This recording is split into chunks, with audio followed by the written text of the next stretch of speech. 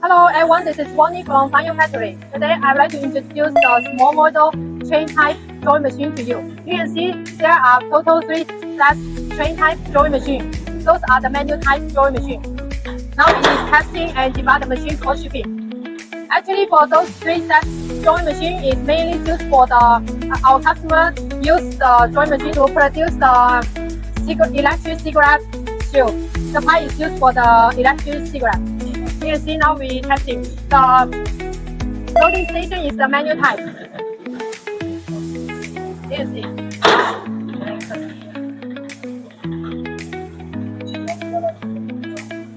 So actually this is the manual type. It means that the worker need to put the raw material inside to insert the manual inside the pipe.